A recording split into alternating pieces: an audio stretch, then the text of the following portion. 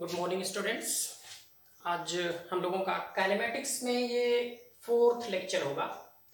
Just हमने first और second lecture में काइनेमेटिक्स का बेसिक बताया था कि काइनेमेटिक्स मैकेनिक्स का कौन सा पार्ट है और क्यों काइनेमेटिक्स को मैकेनिक्स से अलग किया जाता है। फिर सेकंड लेक्चर में हम लोगों ने मैथमेटिकल टूल्स कुछ पढ़े थे, इंटीग्रेशन, डिफरेंशिएशन, जिनकी हमें ज़रूरत पड़ेगी। और फिर थर्ड लेक्चर से हमारा स्टार्ट हुआ था। थर्ड लेक्चर में हमने बेसिक थोड़ा सा इंट्रो दिया था काइनेमेटिक्स का, उसी को आगे कंटिन्यू करते हैं।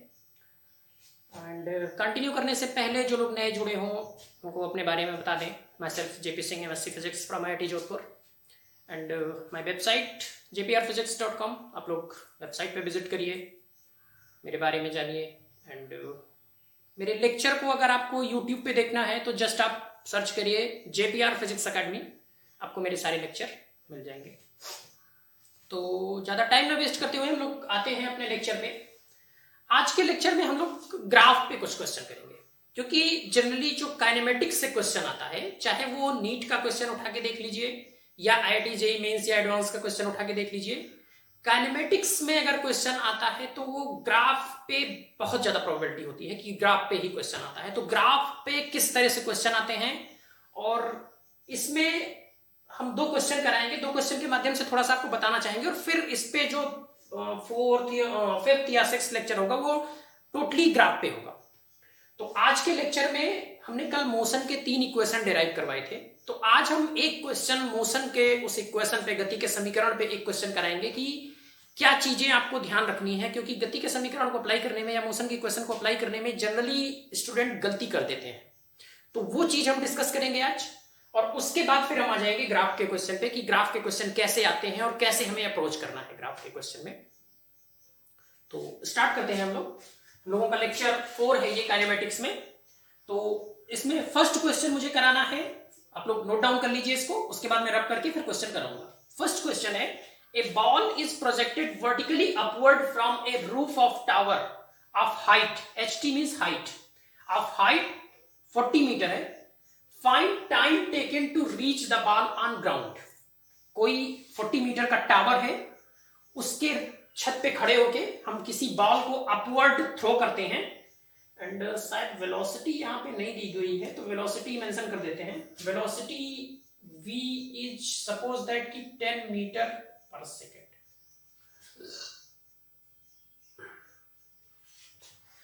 कोई टावर है, टावर की छत पे खड़े होके 10 मीटर पर सेकेंड की स्पीड से, वेलोसिटी से हम किसी भी स्टोन को अपवर्ड थ्रो करते हैं। तो स्टोन पहले अपवर्ड जाएगा, वेलोसिटी 0 होगी, फिर डाउनवर्ड फॉल होगा। 40 मीटर के टावर के छत से हम फेंक रहे हैं, उसको ग्राउंड तक आने में कितना टाइम लगेगा ये हमें मेजर करना है। Find time taken to reach the ball on ground, ये फर्स्ट क्वेश्चन है। इस क्वेश्चन के माध्यम से हम ये बताना चाहेंगे आप लोगों को कि मोशन का इक्वेशन, जो गति के तीनों समीकरण हैं, इनको अप्लाई करने में क्या चीज हमें ध्यान रखनी है, क्या हम जनरली गलती करते हैं। अगर इन पे क्वेश्चन आता है तो जनरली वहीं से क्वेश्चन बन के आता है जहां से आप स्लिपिंग कर सकते, जहां से आपसे गलती हो सकती है। क्योंकि आपको मैं बता दूं कि IIT में वो लोग, उन्हें पता है कि स्टूडेंट गलती कहां करता है। सिर्फ क्वेश्चन को जब उनके यहाँ क्वेश्चन बनता है तो उस क्वेश्चन के 3 अनदर वे भी उसी समय वो लोग सॉल्व करते हैं, जो तरीके पॉसिबल, जो गलत तरीके हो सकते हैं, और वो तीनों ऑप्शन आपको दिए जाते हैं। तो जैसे ही आप गलत अप्रोच करोगे, आपको कोई ना कोई ऑप्शन मिलेगा और आपको लगेगा कि नहीं, मैं सही किया हूं क्वेश्चन। तो IIT के क्वेश्चन करने में सबसे ज्यादा जरूरत इस बात की होती है कि आपका कॉन्सेप्ट क्लियर होना चाहिए, क्योंकि वहां पे कॉन्सेप्ट बेस्ड क्वेश्चन आते हैं। तो इस क्वेश्चन के माध्यम से, फर्स्ट क्वेश्चन के माध्यम से हम ये बताना चाहेंगे कि मोशन का जो इक्वेशन होता है, गति के जो समीकरण होते हैं, उनको अप्लाई करने में क्या चीज का ध्यान रखना है। तो क्वेश्चन मैं फिर से रिपीट कर दूं कि कोई टावर है, 40 मीटर का कोई टावर है, उसकी छत से किसी स्टोन को हम 10 मीटर पर सेकंड की स्पीड से अपवर्ड थ्रो करते हैं। वो स्टोन ऊपर जाएगा, फिर नीचे ग्राउंड तक आने में कितना टाइम लेगा वो हमें मेजर करना है। एंड सेकंड क्वेश्चन है, particle starts from origin with u equal to 0 and moves with uniform acceleration in positive x direction, which are the correct। कौन सा ग्राफ इसमें से, इसमें आपको इंफॉर्मेशन क्या गिवन है कि कोई एक पार्टिकल है जो कि ओरिजिन से स्टार्ट करता है, ओरिजिन से स्टार्ट करता है u इक्वल टू 0 से, and moves with uniform acceleration, uniform acceleration से पॉजिटिव एक्स डायरेक्शन में मूव करता है, तो कौन सा ग्राफ इसमें करेक्ट होगा, कौन सा ग्राफ इसमें करेक्ट होगा, ये आपको देखना है। तो इन दोनों क्वेश्चन को सॉल्व करते हैं हम। इस क्वेश्चन को जनरली हमने शायद नोट नहीं किया है, एक मिनट में देख लूं। ठीक है, ओके, हम लोग स्टार्ट करते हैं इस क्वेश्चन को। हमने कॉपी में नोट किया है, मान लो मैं रब कर दूंगा तो ताकि मुझे क्वेश्चन मिल सके। तो आप लोग इसको नोट कर लो, उसके बाद फिर मैं क्वेश्चन को कराता हूं।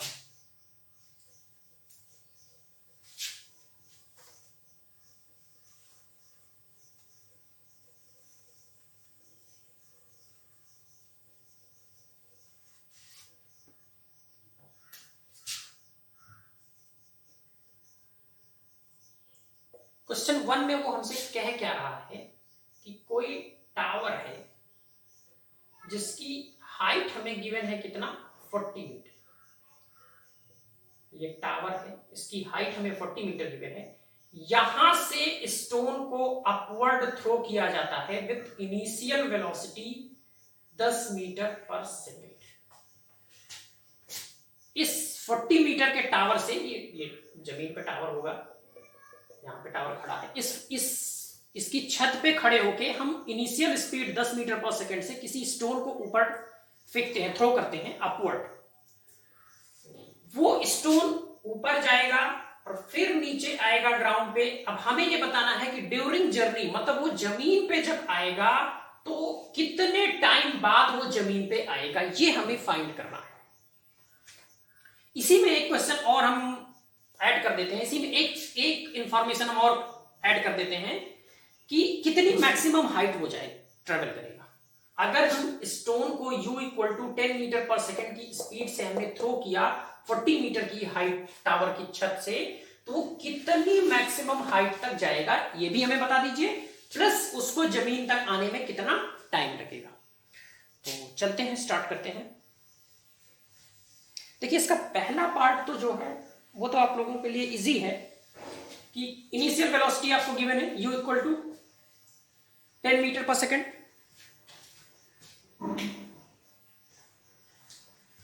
u = 10 मीटर पर सेकेंड, तो कितनी मैक्सिमम हाइट जाएगा। देखिए, जब मोशन की गति के इक्वेशन लगाने होते हैं तो हमें पहले ये देखना होता है क्या क्या चीजें हमें गिवन है और फिर क्या इंफॉर्मेशन हमसे पूछ रहा है, और उस इक्वेशन को हम अप्लाई करते हैं जिसमें कि केवल एक अननोन हो, बाकी क्वांटिटीज नोन हो। तो हम यहां सबसे पहले इस क्वेश्चन में सबसे पहले नोट करेंगे कि हमें गिवन क्या है। हमें गिवन है इनिशियल वेलोसिटी u = 10 मीटर पर सेकेंड। अब देखिए, यहां पे एक्सेलरेशन अंडरस्टूड है कि एक्सेलरेशन g डाउनवर्ड लगेगा, ग्रेविटेशनल एक्सेलरेशन एक्ट कर रहा है। तो g ऑलरेडी हमें गिवन है, सपोज दैट कि g की वैल्यू 9.8 होती है, हम यहाँ पे 10 पर मीटर सेकेंड स्क्वायर ले। अब हमें चाहिए क्या, मैक्सिमम हाइट हमसे वो पूछ रहा है कि मैक्सिमम हाइट कितना ट्रेवल करेगा। मतलब यहां से अगर हम उसकी हाइट को मेजर करें कि यहां से कितनी हाइट वो ऊपर जाके, और उसके बाद उसकी वेलोसिटी 0। देखिए, यहां से वेलोसिटी 10 मीटर पर सेकेंड है, ये वेलोसिटी अपवर्ड है, एक्सेलरेशन डाउनवर्ड है, मींस ये रिटार्डेशन है। तो ये वेलोसिटी कम होती जाएगी, एक स्टेज ऐसी आएगी कि यहां पे जब पहुंचेगा तो इसकी फाइनल वेलोसिटी क्या हो जाएगी, 0। तो एक तरह से हम ये कह सकते हैं कि मैक्सिमम हाइट पे b = 0 हो जाएगा। अब हमें फाइंड क्या करना है, हमें फाइंड करना है कि कितनी हाइट ये ट्रेवल करेगा, यहां से और यहां के बीच की हाइट हमें निकालनी है, वो सपोज दैट की h। तो h हमें फाइंड करना है। अब देखिए, इसमें गति का कौन सा समीकरण हमें लगाना है, तो मोशन का हमें थर्ड इक्वेशन लगा देते हैं, v² = u² + 2as होता है। तो a की जगह पे एक्सेलरेशन क्या है, g एंड h। देखिए, मोशन के इक्वेशन को अप्लाई करने में हमेशा मेरा इक्वेशन कराने का मोटो सिर्फ ये है कि मैं आपको ये बताना चाहता हूं कि जब भी मोशन का इक्वेशन लिखा जाता है तो एक रेफरेंस पॉइंट लिया जाता है। अगर हम ये रेफरेंस पॉइंट ले रहे हैं कि यहां से सब कुछ मेजर करेंगे तो यहां से हमें ये कंसीडर करना होगा। मैं इस क्वेश्चन के माध्यम से यही चीज बताना चाहूंगा आप लोगों को कि जहां से आप मोशन का इक्वेशन, जो तीनों मोशन के इक्वेशन है, ये वेक्टर क्वांटिटी है। ये वेलोसिटी, एक्सेलरेशन, डिस्प्लेसमेंट, ये सब वेक्टर क्वांटिटी है। इनका magnitude as well as direction होता है। तो जब डायरेक्शन होता है तो आपको एक रेफरेंस पॉइंट लेना होगा और वहां से एक डायरेक्शन को अपवर्ड मानना होगा, दूसरे डायरेक्शन को, एक डायरेक्शन को पॉजिटिव मानना होगा, दूसरे डायरेक्शन को नेगेटिव मानना होगा। तो ये हमने रेफरेंस पॉइंट माना। तो सपोज दैट कि हम अपवर्ड डायरेक्शन को पॉजिटिव मान रहे हैं और डाउनवर्ड डायरेक्शन को नेगेटिव मान रहे हैं। ये आपकी चॉइस पे है। आप चाहें तो अपवर्ड को नेगेटिव मान लीजिए, डाउनवर्ड को पॉजिटिव मान लीजिए, लेकिन एक रेफरेंस पॉइंट, ये रेफरेंस पॉइंट यहां से हमने ओरिजिन इसको माना। तो यहां से जो भी फिजिकल क्वांटिटीज अपवर्ड होंगी, अगर हमने एज्यूम किया कि अपवर्ड डायरेक्शन को हम पॉजिटिव मान रहे हैं, तो जिन जिन फिजिकल क्वांटिटी का डायरेक्शन अपवर्ड होगा उनको हम इस इक्वेशन में पॉजिटिव रखेंगे और इस रेफरेंस पॉइंट के रेस्पेक्ट में जिन जिन फिजिकल क्वांटिटी का डायरेक्शन डाउनवर्ड होगा उनको हम निगेटिव में रखेंगे। ये हमने एज्यूम किया। इसका जस्ट अपोजिट भी आप मान सकते हैं, लेकिन फिर उसी के अकॉर्डिंग यहां इक्वेशन में पुट करना है आपको। तो चलिए, हमने माना कि इस रेफरेंस पॉइंट के यहां से हमें मेजर करना है कि कितनी हाइट वो ट्रेवल करेगा।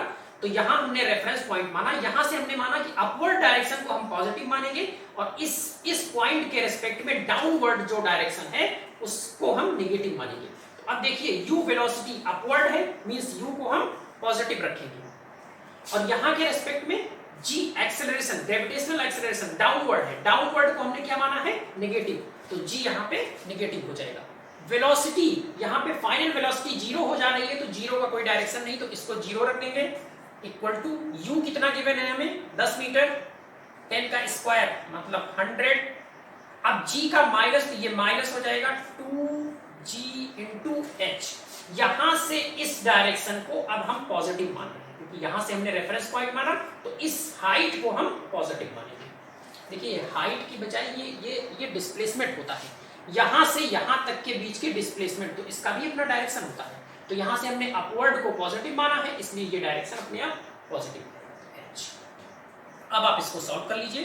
तो 2gh equals to 100 implies that कि h हो जाएगा 100/2 इंटू g प्लस 5। तो ये 5 मीटर हाइट ट्रेवल करने के बाद इसकी वेलोसिटी जीरो हो जाएगी। उसके बाद ये स्टोन फ्री फॉल होना शुरू हो जाएगा, नीचे गिरना शुरू हो जाएगा। तो अगर आपसे पूछा जाए कि ग्राउंड से उसकी मैक्सिमम हाइट बताइए, तो 40 मीटर तो टावर था और 5 मीटर ये टावर से ऊपर गया, मींस मैक्सिमम हाइट अगर ग्राउंड से हमें बताना है तो 40 + 5 मींस 45। तो ये डिपेंड करता है कि क्वेश्चन में कहां से पूछा गया है। मैक्सिमम हाइट ग्राउंड से पूछा गया है तो ये 5 मीटर आप 40 में ऐड कर देंगे। मैक्सिमम हाइट अगर पूछा गया है कि टावर की रूफ से क्या होगा, तो फिर आपका 5 मीटर ही रहेगा। तो ये तो फर्स्ट पार्ट हुआ। एंड सेकेंड पार्ट में आ जाते हैं कि यहां से जब u इनिशियल वेलोसिटी से ये फेंका गया, ये ऊपर अपवर्ड थ्रो किया गया 10 मीटर पर सेकेंड से, तो ग्राउंड तक आने में कितना टाइम लगेगा इसको। तो अब इस क्वेश्चन, इसको आप लोग नोट डाउन कर लीजिए, उसके बाद में सेकेंड पार्ट इसका कराता हूं।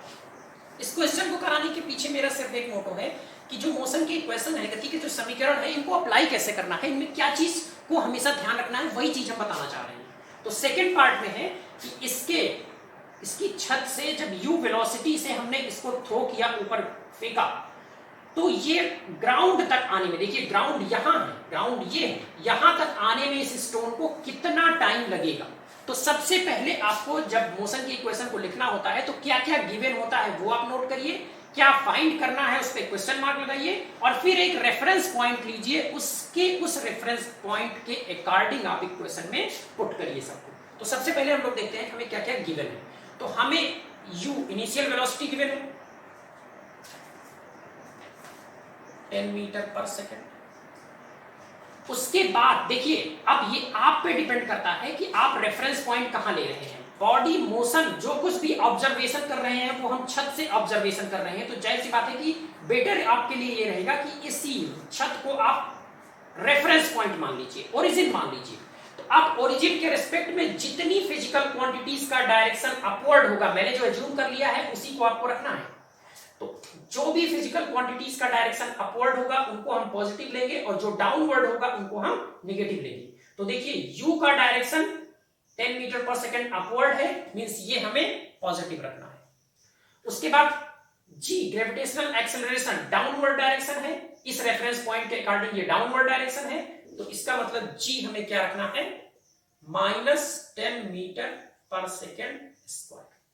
उसके बाद यहां के अकॉर्डिंग देखिए, यहां पे जो मोशन के इक्वेशन हमने जब लिखाए थे तो वहां पे हमने आपसे कहा था एक इक्वेशन जो आपकी हमने लिखाई थी s equal to ut plus half at square, तो वहां पे हमने बताया था ये डिस्प्लेसमेंट होता है, सेकेंड इक्वेशन। तो आप हमें बताइए कि बॉडी का डिस्प्लेसमेंट कितना है। यहां से बॉडी चली, जस्ट इनिशियल पॉइंट ये है, बॉडी इस कर्व के अलोंग चलते हुए यहां तक आई, तो इनिशियल टू फाइनल पोजीशन के बीच की डिस्टेंस को ही डिस्प्लेसमेंट कहते हैं, और मोशन की इक्वेशन में डिस्प्लेसमेंट रखा जाता है, ना कि डिस्टेंस। देखिए डिस्टेंस तो इतना ट्रेवल कर रहा है, लेकिन डिस्प्लेसमेंट उसका सिर्फ इतना हो रहा है, छत से ऊपर गई, फिर नीचे आई और ग्राउंड पे आ गई। तो इनिशियल पॉइंट ये था, फाइनल पॉइंट ये था, तो उसका डिस्प्लेसमेंट कितना हुआ, जस्ट 40 मीटर। तो डिस्प्लेसमेंट उसको चाहे आप s कहिए या h कहिए, जो भी कहिए, मान लीजिए डिस्प्लेसमेंट आप s से डिनोट कर रहे हैं तो s हो जाएगा 40 मीटर। लेकिन अब बताइए कि ये डिस्प्लेसमेंट है, डिस्प्लेसमेंट का डायरेक्शन होता है, तो जब हम रेफरेंस पॉइंट ये नोट किए तो यहां से डिस्प्लेसमेंट को हम इस डायरेक्शन में मेजर कर रहे हैं, मींस नेगेटिव डायरेक्शन में, नीचे डाउनवर्ड आ रहे हैं, तो इसका मतलब डिस्प्लेसमेंट हमारा क्या रखा जाएगा, नेगेटिव, तो ये हो जाएगा माइनस। हमसे पूछ क्या रहा है, u हमें गिवन है, डिस्प्लेसमेंट फाइनल हमें गिवन है -40 meter, gravitational acceleration g understood है, वो गिवन है। हमसे पूछ रहा है टाइम, तो ये टाइम पे क्वेश्चन मार्क लगा दीजिए। अब आप जो मोशन के तीनों इक्वेशन हैं उनमें ये देखिए कि किस इक्वेशन में इन फिजिकल क्वांटिटी को रखें। देखिए इन फिजिकल क्वांटिटी में एक टाइम को फाइंड करना है, तो उसी मोशन के इक्वेशन में आपको रखना है जिसमें बाकी सब नोन हो, सिर्फ एक अननोन टाइम। तो अगर आप देखेंगे तो मोशन का जो सेकंड इक्वेशन है s equal to ut plus half at square, उसमें से u गिवन है हमें, g गिवन है, a का मतलब ग्रेविटेशनल एक्सेलरेशन g गिवन है, s गिवन है, t हमें फाइंड करना है, तो t हम यहां से फाइंड कर लेंगे। तो हम s equal to ut plus half at square इसी में पुट करेंगे, क्योंकि मोशन की इक्वेशन में उसी इक्वेशन में रखा जाता है जिसमें कि बाकी सब क्वांटिटीज नोन हो, सिर्फ एक अननोन हो, तभी हम फाइंड कर पाएंगे, नहीं तो फाइंड नहीं कर पाएंगे। तो s को हम क्या रखेंगे, -40, u इनिशियल वेलोसिटी पॉजिटिव है, 10 इंटू t हमें फाइंड करना है, हाफ इंटू a का मतलब g -10 यहां रखा जाएगा, तो ये माइनस हो जाएगा, -10 इंटू टी। अब आप इसी को सॉल्व कर लीजिए, 40 equal to 10t minus 5t square, ये क्वाड्रेटिक इक्वेशन हुई, तो इसको सॉल्व कर लीजिए आप लोग। 10t minus 5t square plus 40 equal to 0, या 5t स्क्वायर minus 10t minus 40 equal to 0। Quadratic equation है, t की दो वैल्यू आएंगी, उनमें से एक वैल्यू आप लोगों को एज्यूम करनी है, एक ही वैल्यू इसमें से लेना रहेगा आपको। देखिए ये t की दो वैल्यूज, इसको हम सॉल्व ही कर दें, चलिए अच्छा कोशिश करते हैं, अगर जल्दी सॉल्व हो जाएगा तो टाइम वेस्ट में कर देंगे, इसको सॉल्व कर देते हैं। T square minus 2t minus 8 equal to 0।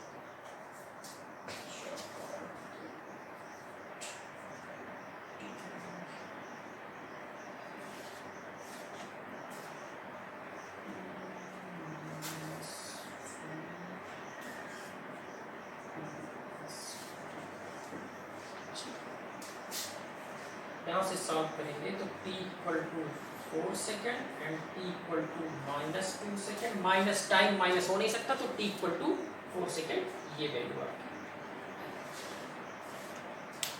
तो इस क्वेश्चन के माध्यम से देखिए इसमें t की दो वैल्यू आ रही है, कंफ्यूजन लोगों को होता है कि t की दो वैल्यू क्यों आई, तो ये जस्ट एक कर्व का इक्वेशन है, जो कर्व एक बार यहाँ पे ड्रॉ कट कर रहा है, एक बार यहाँ पे कट कर रहा है, तो ये एक वैल्यू ये आई जो कि यहाँ पे यहां से ऊपर गया फिर नीचे आया तो कितना टाइम लिया, उसके बाद सेकंड ये कितना टाइम लिया।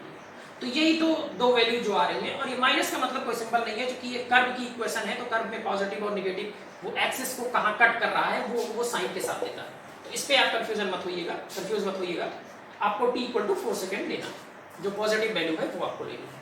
मैं इस क्वेश्चन में समझाना आपको क्या चाह रहा था कि जब मोशन की इक्वेशन को हम अप्लाई करते हैं, तो मोशन की इक्वेशन को अप्लाई करने में जनरली स्टूडेंट गलती क्या करते हैं कि वो उसको एक स्केलर क्वांटिटी की तरह, जैसे b equal to U plus A T, उनको लगता है ये स्केलर क्वांटिटी है, वहां b का भी मैग्नीट्यूड है, डायरेक्शन है, a का मैग्नीट्यूड है, डायरेक्शन है, s equal to U T plus half A T square, तो वहाँ s जो है डिस्प्लेसमेंट है, उसका मैग्नीट्यूड भी है, डायरेक्शन भी है।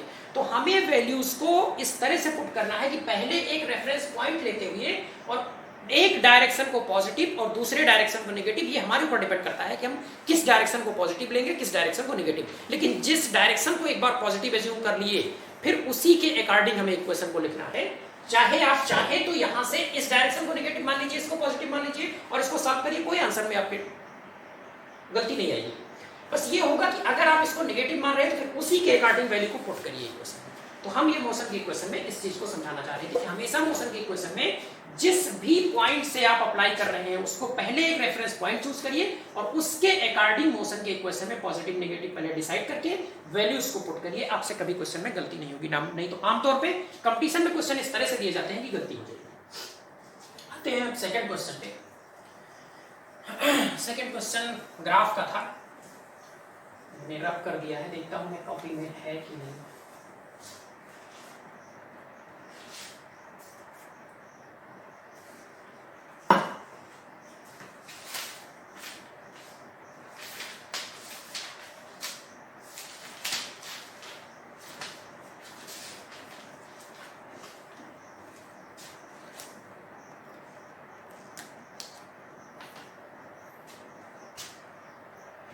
चार हमारे पास ग्राफ दिए हुए थे, मैं ए पार्ट बना देता हूं। ये टाइम की एक्सिस है एंड ये एक्सेलरेशन की एक्सिस है।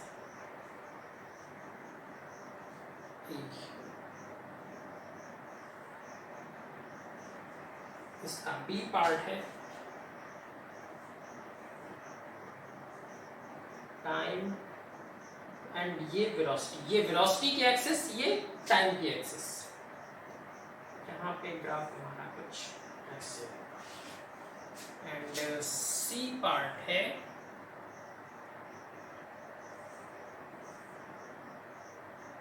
ये टाइम की एक्सिस है, ये एक्स की एक्सिस है एंड डी पार्ट है हमारा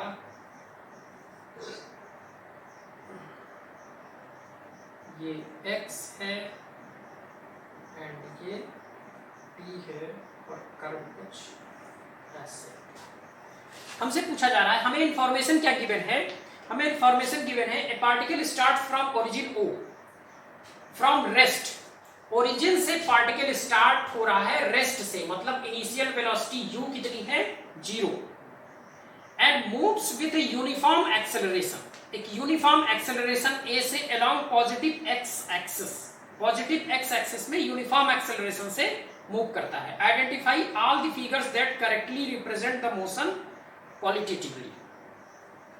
ये मल्टीपल चॉइस क्वेश्चन है, इसमें ए बी सी डी चारों भी सही हो सकते हैं या 3 सही हो सकता है या 2, इसमें कौन कौन से सही है इंफॉर्मेशन आपको गिवन है सिर्फ इतनी कि कोई भी पार्टिकल है जो कि ओरिजिन से स्टार्ट होता है, सपोज दैट कि जैसे एक्स वाई एक्सिस होती थी तो ये एक्स एक्सिस होती थी, ये वाई एक्सिस होती थी, तो यहाँ एक्स एक्सिस पे टाइम को मेजर किया जा रहा है और वाई एक्सिस पे किसी में वेलोसिटी को मेजर कर रहे हैं, किसी में एक्सेलरेशन को मेजर कर रहे हैं और किसी में डिस्प्लेसमेंट एक्स को मेजर कर रहे हैं। और हमें बताना है कि कौन कौन से ग्राफ जो हैं वो करेक्टली सिग्निफाई कर रहे हैं कि हाँ वो करेक्ट हैं इस इंफॉर्मेशन के अकॉर्डिंग कि पार्टिकल जो है वो ओरिजिन से मूव कर रहा है, इनिशियल वेलोसिटी 0। तो हम आते हैं फर्स्ट ग्राफ पे। तो यहां पे ए की वैल्यू है, टाइम हमारा जब 0 है तो एक्सेलरेशन कितना है, एक्सेलरेशन उस समय टाइम का a है। इस ग्राफ के अकॉर्डिंग देखें तो इस पॉइंट का कोऑर्डिनेट क्या होगा, जैसे एक्स वाई एक्सिस जब होती थी हमारे पास तो इस पॉइंट का कोऑर्डिनेट क्या होता था, एक्स एक्सिस, सपोज दैट ये एक्स है, ये वाई है, तो यहाँ पे एक्स कोऑर्डिनेट 0 होता था और वाई कोऑर्डिनेट, ये जो लेंथ होती थी, ये वाई कोऑर्डिनेट होता था। तो यहाँ पे टी मतलब टी वर्सेस ए ऐसे कोऑर्डिनेट आएगा, तो टी हमारा 0 होगा और ए कोऑर्डिनेट हमारा ए होगा। अब एक्सेलरेशन यहाँ पे ए है, तो हमें ये बताना है कि इसमें से कौन कौन से ग्राफ जो हैं वो करेक्टली मेजर कर रहे हैं कि ये फिगर जो है वो बिल्कुल करेक्ट हैं। तो इसके लिए आपको देखना कुछ इस तरह से पड़ेगा कि इससे पहले ग्राफ के कुछ क्वेश्चन कराने से पहले इसको हम रब कर देते हैं। और आपको पता नहीं, आपको लाइन की इक्वेशन निकालनी आती है कि y equal to m x plus c या y बी एक्स में ग्राफ, तो पहले हम वो पढ़ा देते हैं, फिर इस तरह के ग्राफ के क्वेश्चन कराते हैं। आपको पहले हम वो पढ़ा देते हैं, ये क्वेश्चन हम कराते हैं, लेकिन पहले आपको लाइन की इक्वेशन, आई थिंक कि कुछ स्टूडेंट जो नीट के होंगे उनको लाइन की इक्वेशन पता नहीं आती है निकालना, क्योंकि ग्राफ जो है उसी से सॉल्व होता है। तो हम पहले वो पढ़ा देते हैं, फिर ये पढ़ाते हैं। ये क्वेश्चन हम फिर कराते हैं, पहले आपको वो पार्ट पढ़ा देते हैं।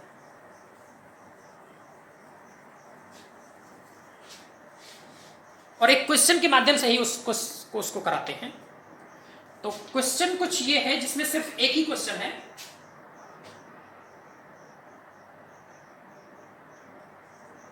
जल्दी से क्वेश्चन करना है।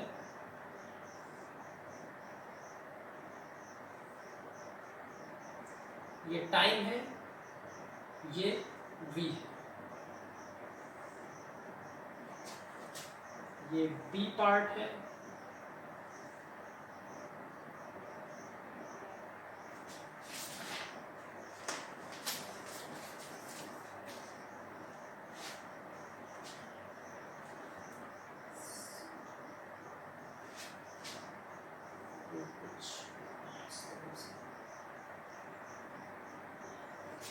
बी पार्ट है, ये बी है, ये टी है। इसमें हम आपको पहले लाइन का इक्वेशन निकालना बता देंगे, फिर आगे का क्वेश्चन करेंगे। एंड सी पार्ट है, ये टाइम एक्सिस है, ये वेलोसिटी एक्सिस है,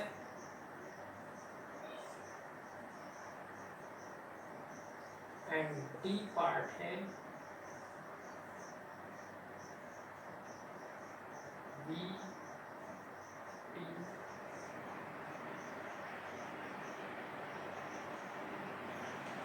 इसमें क्वेश्चन को कहा क्या जा रहा है कि body is thrown vertically upward, which one following graph correctly represent the velocity versus time. कोई बॉडी है जो अपवर्ड थ्रो की गई, सपोज दैट कि यू इनिशियल वेलोसिटी u से वो अपवर्ड थ्रो की गई है, तो इसमें से कौन सा ग्राफ है जो करेक्टली शो कर रहा है वेलोसिटी वर्सेस टाइम ग्राफ को। तो इस क्वेश्चन को देख लीजिए जल्दी से कि कोई भी बॉडी है, कोई भी स्टोन है, क्वेश्चन को समझ लीजिए। 2017 IIT जेईई मेंस में आया था ये क्वेश्चन कि कोई भी स्टोन है उसको अपवर्ड हम थ्रो कर रहे हैं। तो जब अपवर्ड थ्रो कर रहे हैं तो इसमें से कौन सा ग्राफ है जो करेक्टली ये शो कर रहा है कि वेलोसिटी और टाइम के बीच कुछ ऐसा रिलेशन होगा। तो वेलोसिटी और टाइम के बीच कुछ ऐसा रिलेशन होगा, वो फाइंड करने के लिए हमें जरूरत होती है कि लाइन का इक्वेशन हमें पता होना चाहिए। तो ये बताइए कि कोई भी स्टोन जब अपवर्ड थ्रो किया जाएगा तो हमें निकालना है v वर्सेस t के बीच ग्राफ। तो b वर्सेस t के बीच कौन सी मोशन की इक्वेशन फिट होती है।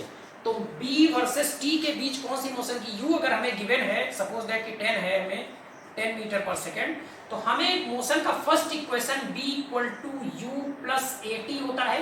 बॉडी अपवर्ड थ्रो हो रही है, मींस ग्रेविटेशनल एक्सेलरेशन डाउनवर्ड होगा, तो a की जगह पे माइनस g हो जाएगा, means b equal to u minus gt।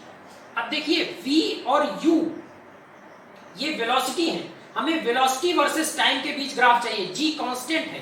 तो यही लाइन की इक्वेशन को अगर हम प्लॉट करना जान जाएं तो हम समझ जाएंगे कि कौन सा ग्राफ फिट है।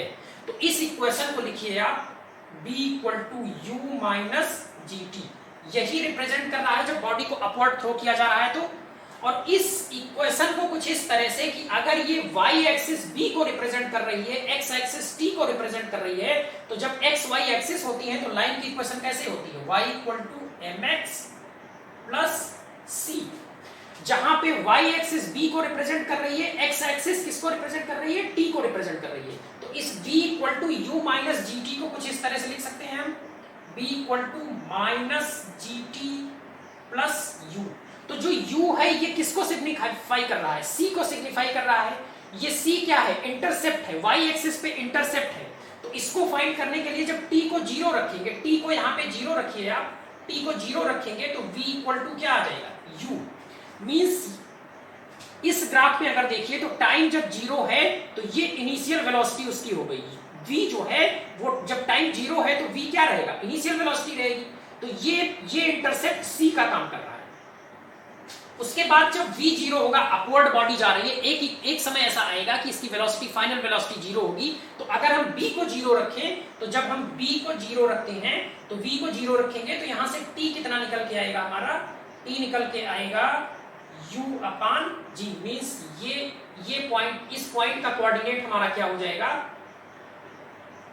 u अपान g कामा 0। और इस पॉइंट का कोऑर्डिनेट क्या आ गया हमारा निकल के, t 0 है तो 0 कामा 0। तो ये इक्वेशन जो है वो, इस इक्वेशन को, अगर इस इक्वेशन को हम b वर्सेस t पे प्लॉट करें तो जस्ट यही इक्वेशन ड्रा होके हमारी आ रही है। मींस कौन सा ग्राफ हमें करेक्टली रिप्रेजेंट कर रहा है b वर्सेस t, ये ग्राफ, ये लाइन की इक्वेशन जस्ट मैच कर रही है y equal to mx plus c, जहां पे m स्लोप होता है, स्लोप का काम कर रहा है ग्रेविटेशनल एक्सेलरेशन जो कि माइनस है, और c इंटरसेप्ट है जो कि काम कर रहा है इनिशियल वेलोसिटी को।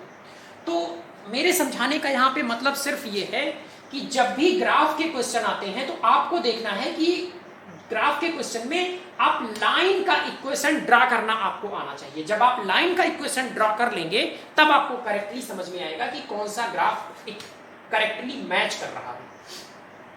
तो जब वेलोसिटी अपवर्ड थ्रो की जा रही है तो वेलोसिटी वर्सेस टाइम में ये ग्राफ करेक्टली मेजर कर रहा है।